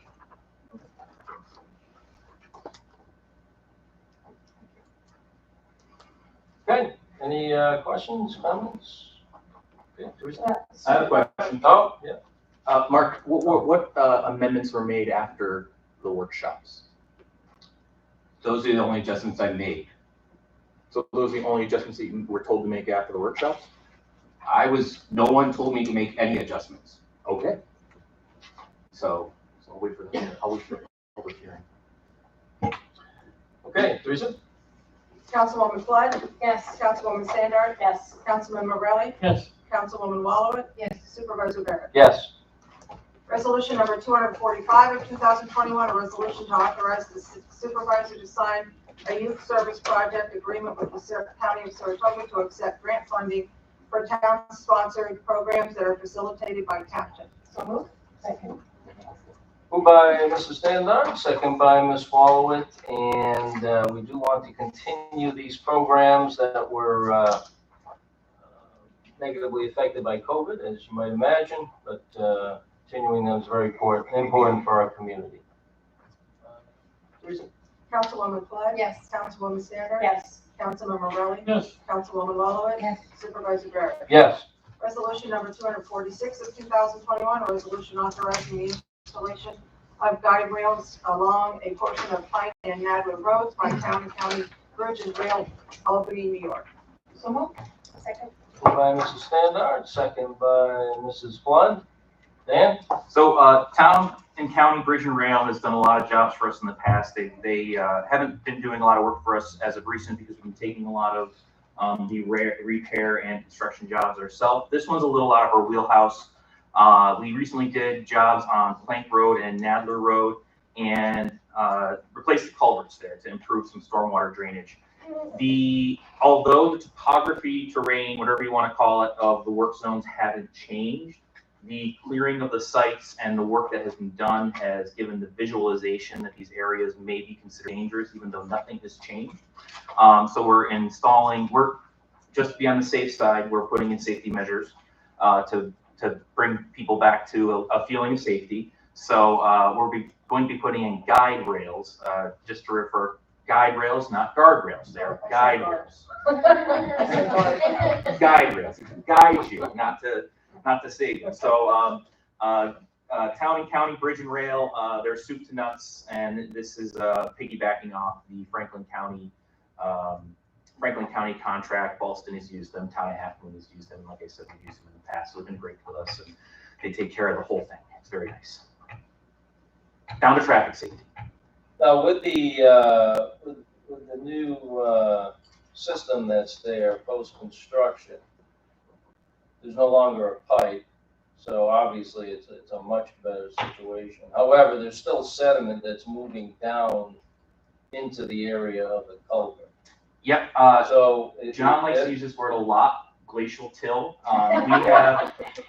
We have erosion occurring at every second of every day of every year of every millennia, and that's what's happening as all of our neighborhoods have sand and road and lawns and whatever the gullies that these creeks are running through. They're always moving sediment.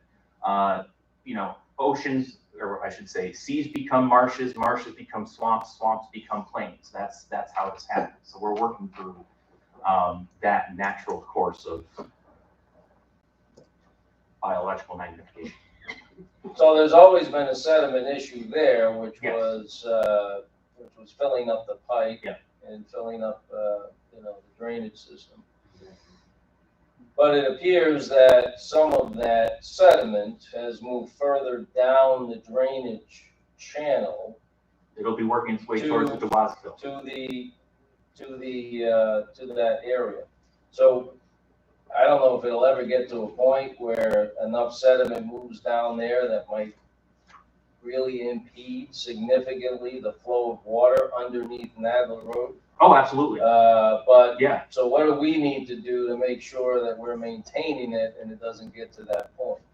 Well, we can't maintain it. It's trout stream. I understand that. We'd have to get a permit from DEC to Right. maintain it. But we can maintain just with a small amount of footage on either side of the culvert with a permit. Yeah. Because we've done that before, yeah. I'm just concerned, I don't understand your question that you're asking. Well, I mean, if we get to the point where, as what's happening, the sediment's moving closer to the culvert and it restricts water movement underneath the road as it approaches the culvert, Yeah. then we would have to remove some of that sediment so it could flow more easily. Sure. So we've but done that's that just a in the Band-Aid. past, and I think we need a permit, and they only allow us to go a minimal amount of feet Right. from the culvert. So I That's just want to just a make sure we're Band-Aid. staying on top of that if the situation continues. That's just a Band-Aid maneuver. Oh, yeah. What we did was to last several decades, Well, but that's we're still fighting time. right. These developments are still going to be eroding. They're still going to be putting sand into the streams. Especially that area. That's what, so we're hoping that this is a 30 to 50 year fix. The last pipe that was down there is now 6 feet below ground, and that was installed 80 years ago. So if that pipe is 6 feet below ground, as that was where the stream was 80 years ago. So you got to think about how high that's going to run. But that's why you want to open up some of these drains, is to make sure that they get running to the places that they need to go. You can always ask our good buddy Frank Berlin. Dwazkill is just a big giant sponge. If we can get the water to Dwazkill, nature will take its course and do what it needs to do. And that was where we were having these bottlenecks.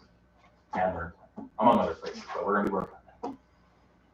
Well, the other problem with that area is it runs downhill, the drainage channel, and then it gets to the area right before it meets the culvert. I say right before, it might be 50 feet or whatever, but as it gets close to the culvert that goes under Nadler Road, it levels out. So all of that sediment that's being carried down the drainage channel just kind of stops and settles right there. So that is added to the problem and could continue to cause problems in the future.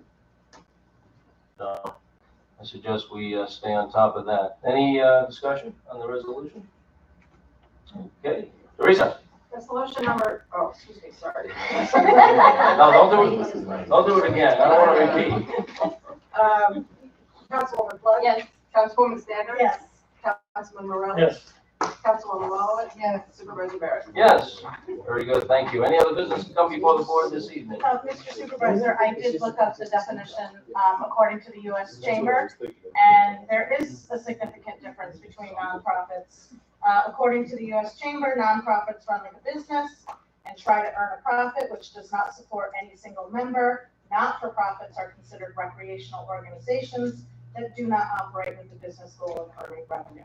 So thank you for that clarification, Bill. Councilman Morelli and I, we are specifically putting into the application which designations, as long as there's an IRS designation. So we will clarify and make sure that the money is going to be made available to the right organization. So The resolution uses not-for-profit. Yeah. Yeah.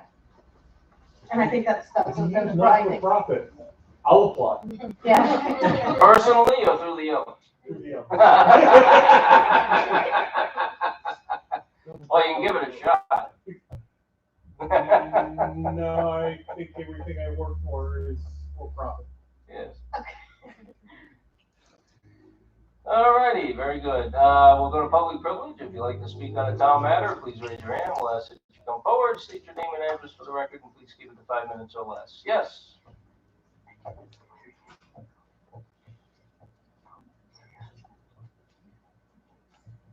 Thank you. Mel Boxer, Clifton Gardens. I just have 2 questions. They're fairly simple. The first one is specifically for Mr. Barrett. Mr. Barrett? My first question is specifically for you.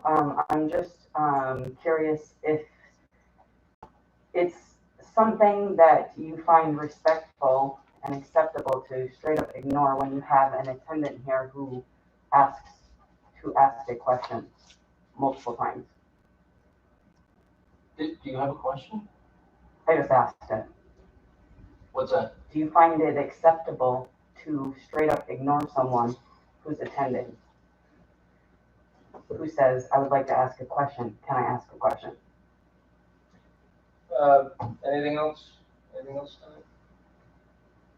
So that means, yes, you do find it acceptable. Thank you. So then the next question I have is, actually, first I wanted to say thank you to Mr. Morelli and Ms. Standard for all of the work and the commitment that you're putting into the nonprofit application and taking the monies seriously. I truly appreciate it. And the second question is just as a general, has the board considered a public hearing around the ARPA funds?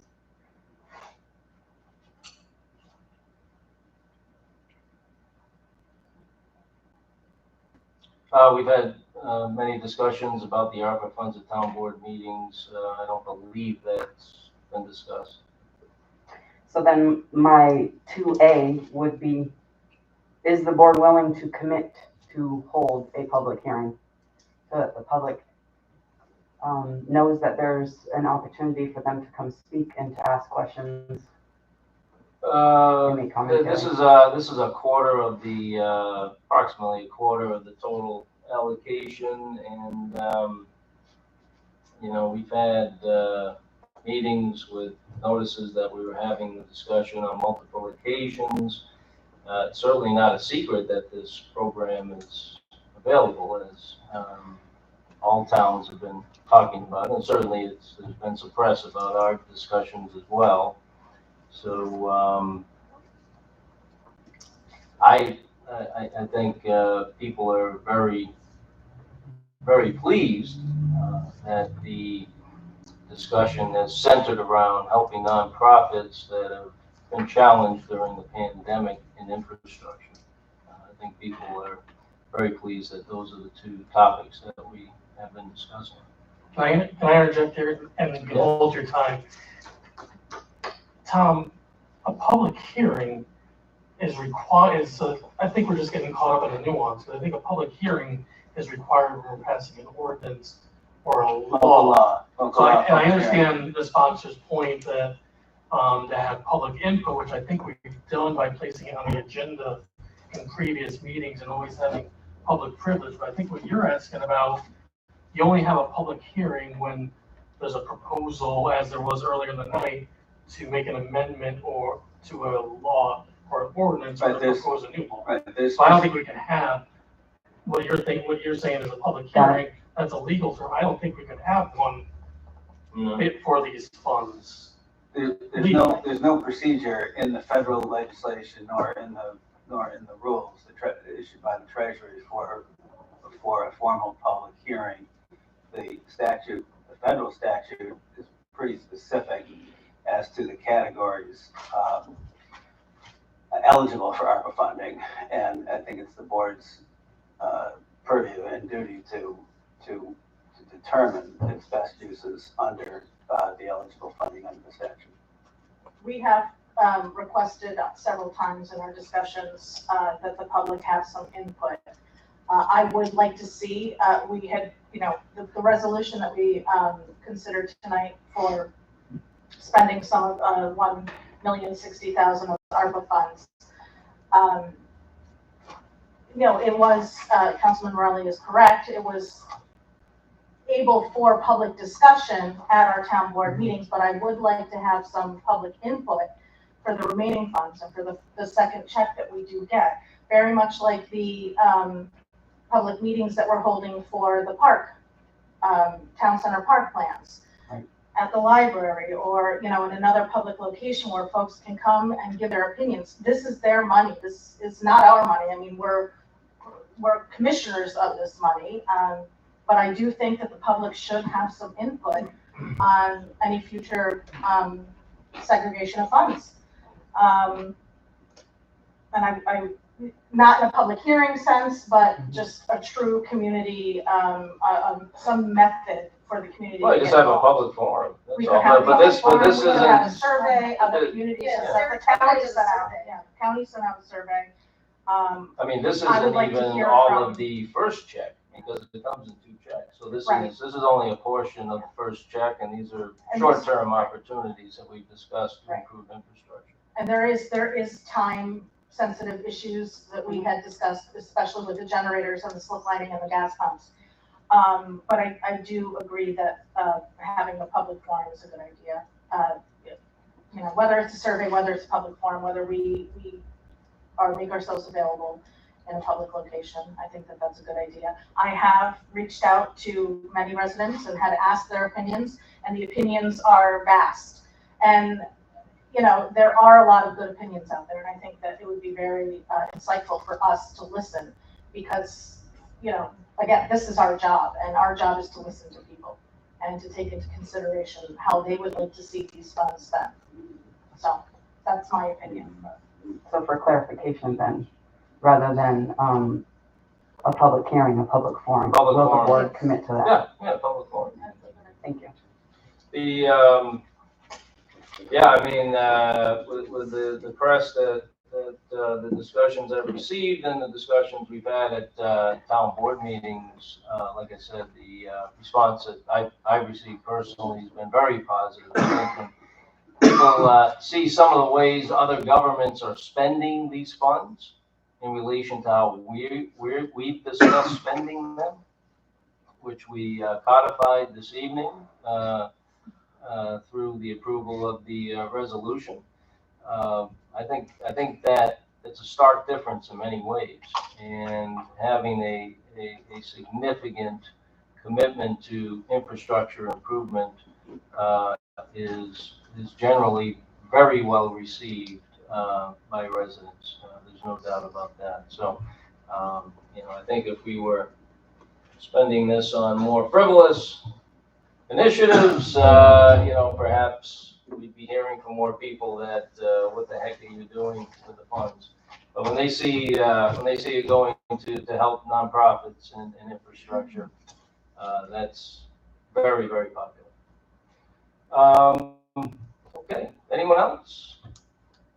This time? Motion to adjourn. Smallwood, second by Mr. Morelli. Councilwoman Flood? Yes. Councilwoman Standard? Yes. Councilman Morelli? Yes. Councilwoman Waller? Supervisor Garrett? Yes, thank you. Had a good conversation. Any races coming up this week?